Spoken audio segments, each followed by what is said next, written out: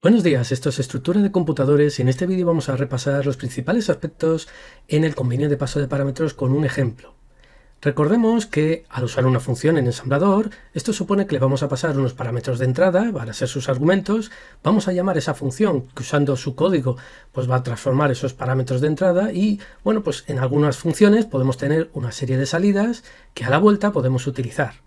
Esto supone que de cara a poder intercambiar sus rutinas entre distintas personas, tenemos que tener claro un convenio en que se detallen tres principales aspectos: por dónde se pasan esos argumentos, por dónde se van a obtener esos resultados y también como esa función se va a ejecutar en la misma CPU que la función que la llama, pues lo que vamos a tener también que tener claro es qué valores en memoria y sobre todo en registros tenemos la posibilidad de preservar y cuáles son los que tenemos la posibilidad de poder alterar. Recordemos que en ese convenio simplificado de paso de parámetros que hemos estado viendo en clase, tenemos que los argumentos, en el caso de MIPS, van a ser los registros A0, A1, A2 y A3 si son argumentos enteros. Si se necesitan más de 4 parámetros, 4 argumentos, bueno, pues a partir del quinto y en adelante, lo que vamos a hacer es ponerlos en pila. Los 4 primeros siempre van a ir en pila y a partir del quinto y siguientes van a ir en pila. Cuando hablamos de enteros, incluimos todos los tipos de datos que pueden ser transformados a enteros como un char, un int, un sort, etcétera, etcétera. Si hablamos de argumentos, parámetros que son números en coma flotante, de simple precisión, vamos a utilizar los registros $F12, $F13, $F14 y $F15. Si se necesitaran más de 4 argumentos, igual que antes, lo que haríamos el quinto y en adelante irían en pila. Y si los argumentos son en números decimales en doble precisión, pues utilizaremos para el primer número el $F12, F13, para el segundo número en doble precisión F14, F15, y si tenemos más de 2 argumentos de doble precisión, los siguientes, no sería el quinto, sería el tercero y siguientes, irían en pila. De igual forma, el convenio simplificado que hemos estado viendo en clase para devolver resultados, vamos a utilizar, si vamos a devolver un único resultado entero, utilizaremos el registro $V0. Si necesitamos devolver dos resultados de tipo entero, V0 y V1. Si necesitamos más de 2, lo que vamos a necesitar es reservar espacio en pila y ahí pondremos los resultados de vuelta a la rutina que nos ha llamado. Si en vez de ser entero lo que tenemos que devolver es un resultado en coma flotante, utilizaremos el registro $F0. Y si tenemos que devolver un resultado que es coma flotante de doble precisión, utilizaremos el par $F0, $F1. También es importante recordar lo que vimos en clase al respecto de qué registros se preservan cuando se hace la llamada a una función. Es decir, cuando una función que se llama llamante llama a otra que se llama llamado. En este caso, a la vuelta, el llamante, ¿qué se le garantiza? Que no se va a modificar el banco de registros y que no se le garantiza que se vaya a mantener. Eso viene dado por la columna de valor preservado.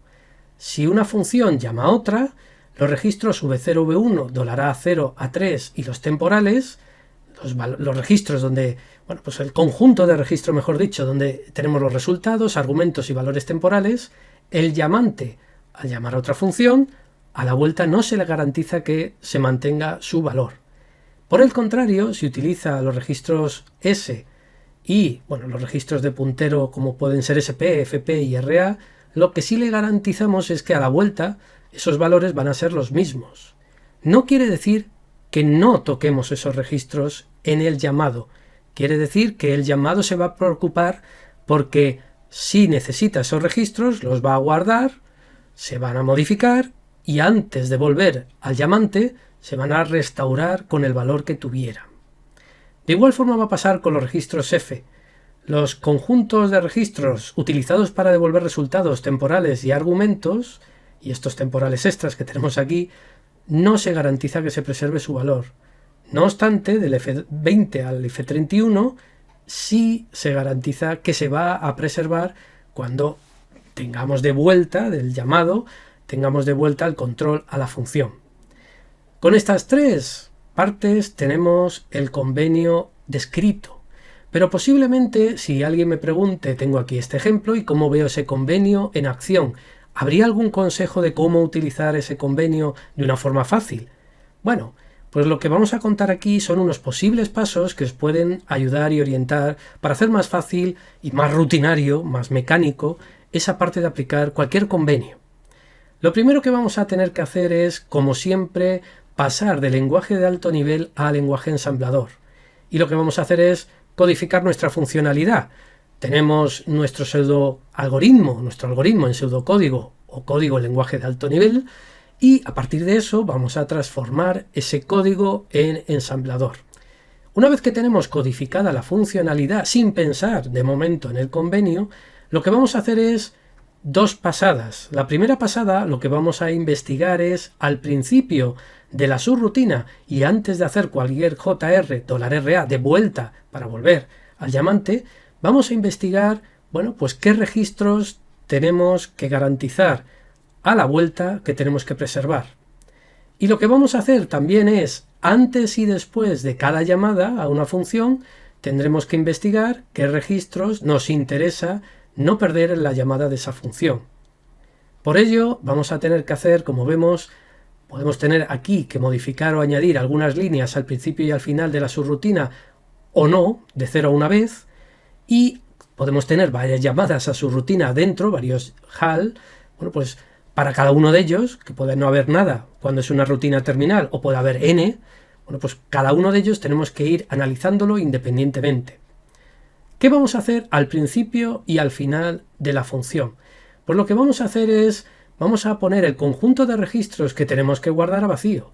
Y lo que vamos a hacer es investigar si dentro de este código que hemos codificado tenemos algún HAL o instrucción equivalente de llamada a su rutina. Si es así, al conjunto que tuviéramos de registro a preservar, inicialmente vacío, le vamos a añadir el registro RA, porque tenemos que preservar RA de manera que podamos volver. Y seguimos investigando y volvemos a hacer otra pasada para ver si en nuestro algoritmo estamos utilizando S0, S1, alguno de los registros S. Si es así, al conjunto de registros a guardar tenemos que añadir solo aquellos registros S que estemos usando.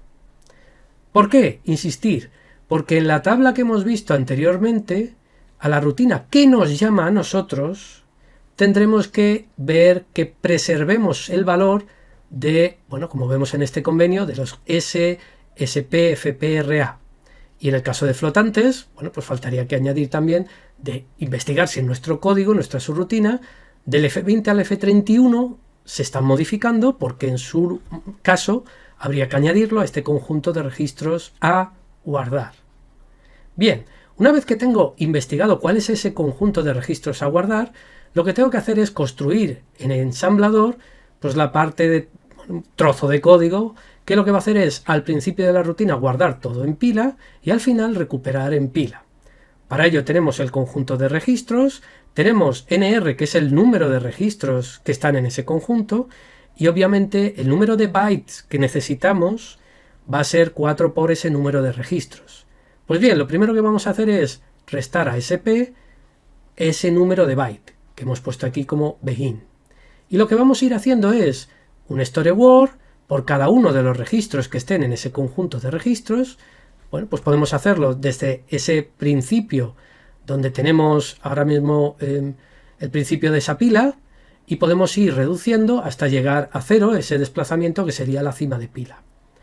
Y de igual forma vamos a hacer, como si fuera un espejo, la parte de bloque de recuperación. En lugar de store word vamos a hacerlo load word, podemos hacerlo en el orden inverso o no, siempre que respetemos que cuando aquí salvamos un registro en un desplazamiento, recuperemos de ese desplazamiento, y lo que vamos a hacer al final es un add $SPSP y vamos a volver a restaurar SP para que apunte al mismo sitio que se quedaba.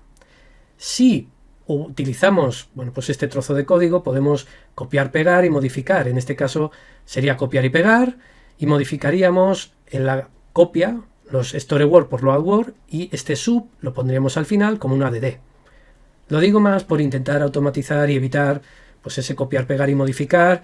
Ya sabéis que la parte de errores suelen estar en los no modificar que no hagamos. Bien, para cada una de las llamadas a función vamos a hacer también un estudio.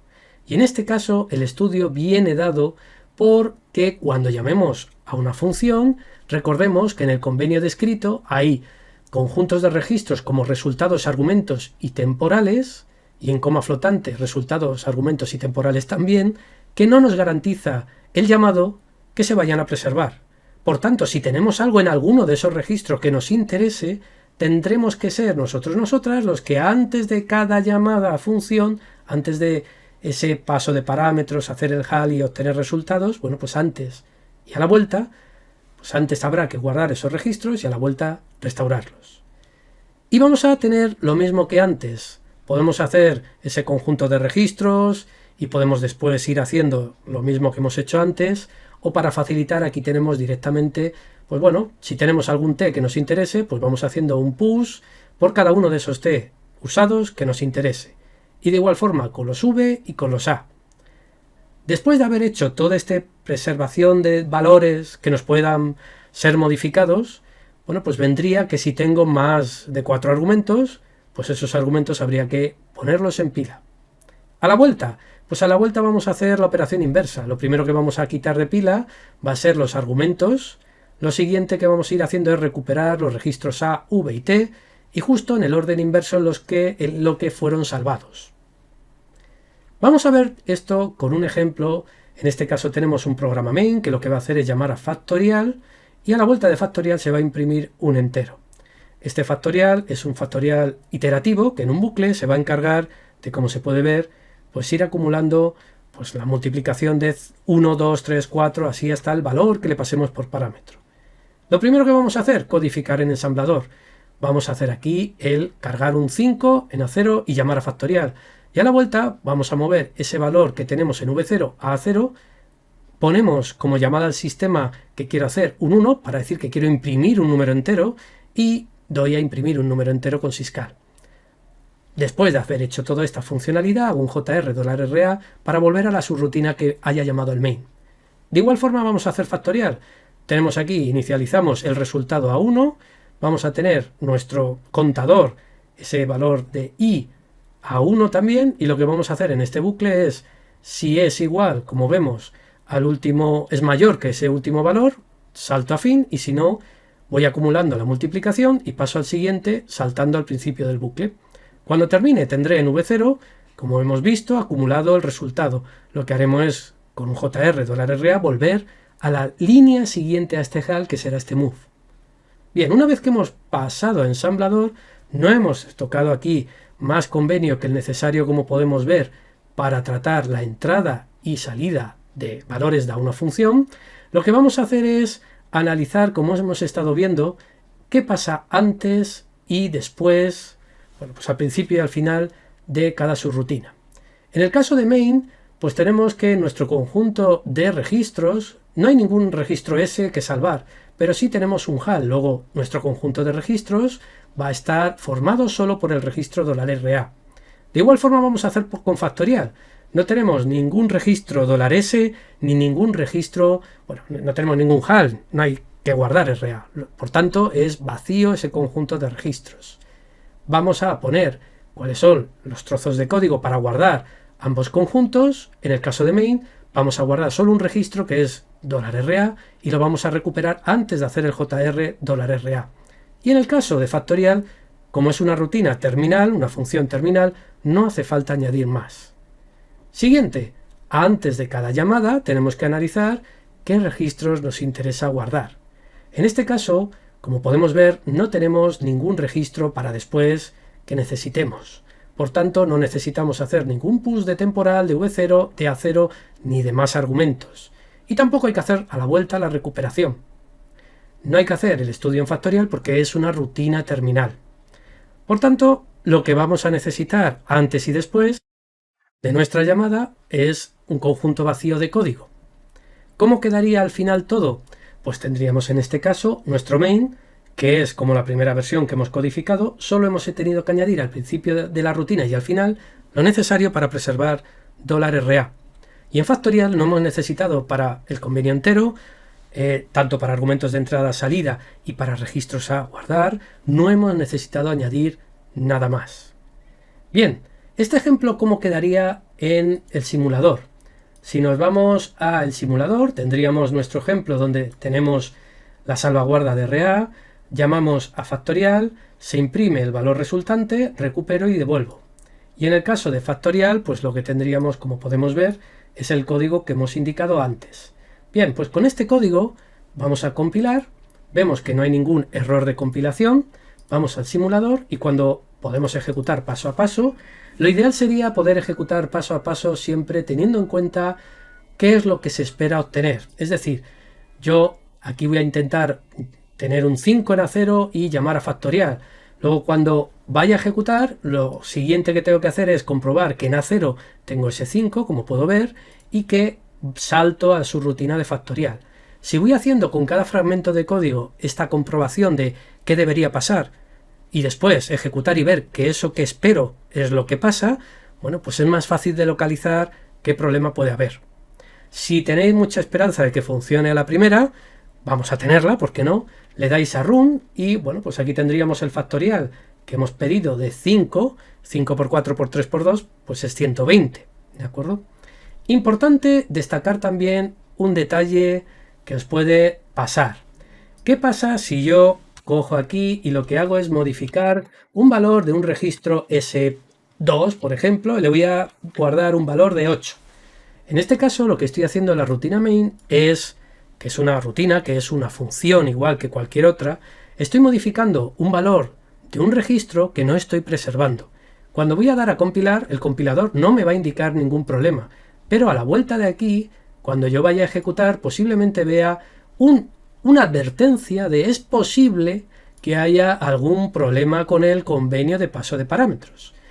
No quiere decir que esto siempre tenga que ser tomado como una verdad absoluta. Lo que quiere es que sea una recomendación de por favor asegúrense de que lo que están haciendo no rompe el convenio. En este caso, fíjense que si utilizamos el T2, doy a compilar, doy aquí al simulador, no me va a salir ese mensaje de error, ¿de acuerdo? Y de igual forma, si yo, por ejemplo, pues tuviera aquí que en lugar de recuperar bien, en este caso, SP, pues altero SP, y en vez de restar o sumar 4, pues sumo algo de más. Cuando vaya a compilar no hay ningún problema, pero cuando vaya a ejecutar también me dirá que, bueno, que hay algún problema con el uso de la pila porque hay algo que no está funcionando adecuadamente. Es decir, que estos mensajes de error son, mensajes de error, de advertencia también, son interesantes poder explorarlos y poder comprobar que de verdad, en este punto, todo, bueno, en este punto de antes de volver a la subrutina, todo está de la forma en que se espera según el convenio. Con esto terminamos este vídeo de repaso a lo que serían los principales aspectos del convenio de paso de parámetros utilizando un ejemplo.